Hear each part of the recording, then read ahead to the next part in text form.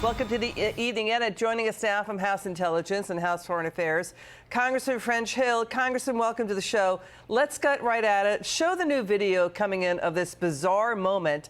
His Holiness Pope Francis looking surprised, visibly uncomfortable, as Joe Biden goes in close and rubs his forehead with a leader of 1.4 billion Catholics worldwide. But, Congressman, the Biden team is furious about coverage of Biden's performance at the G7 in Italy. The Biden White House is basically saying everybody should deny what everyone could see on video. Biden appearing frail and confused. Congressman, this is hitting the 2024 race. It affects the future of America. Your take on this, what you're seeing? Well, Liz, it's great to be with you today. And, of course, this is just more shocking Joe Biden video that reinforces why Americans have him at the lowest possible approval rating. We've gone from coming up behind young ladies to now butting heads with the Pope. I guess he's begging for absolution for all his failures as president. But in any event, he's doddering on the world stage when the world is burning. We need strong executive leadership in conjunction with the Congress, and that's why I'm so hopeful that we are going to have the voters grow our majority in the House, let us have a Republican majority in the Senate, and bring President Trump back to the White House. You know, what is really going on behind the scenes with this president? Because, you know, the British and Italian press are reporting foreign diplomats and their aides are, quote, raising new doubts about Biden's health after what they witnessed at the G7. They're saying, reporting, quote, it's the worst Biden has ever been. It's embarrassing. He appeared to be losing focus and concentration at meetings. So what you're in D.C., what really is the state of this president? Because perceptions matter. This matters for America. Well, when you're on the globe stage, you need to project authority, power, and leadership. And Joe Biden is not projecting any of those three things.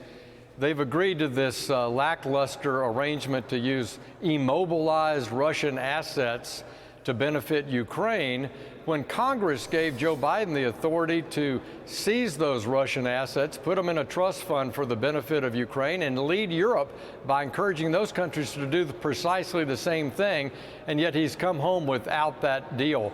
It's very concerning to me. We need American leadership, and Joe Biden is not expressing it on the world stage. You know, Axios headlined its story about the summit saying, quote, world losers gather at the G7, saying the majority, Biden, Justin Trudeau, Francis Macron, German Chancellor Scholz, approval ratings historically low, below 40%, that the overseas players, quote, may lose their jobs. How does this impact Biden?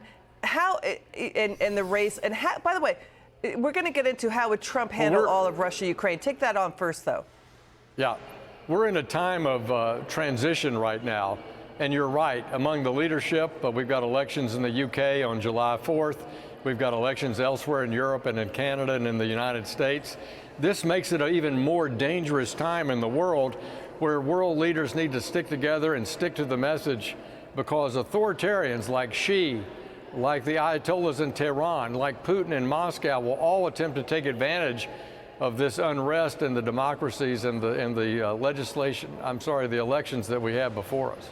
Congressman, how would Trump handle Russia, Ukraine? You point out that they're offering a $50 billion loan based on interest profits from frozen Russian assets to stop, to help Ukraine with its war with Russia. But Russia's doing saber rattling off of Cuba with a show of naval force and a nuclear-powered submarine, the first since the Cuban Missile Crisis. How would Trump handle Russia, Ukraine?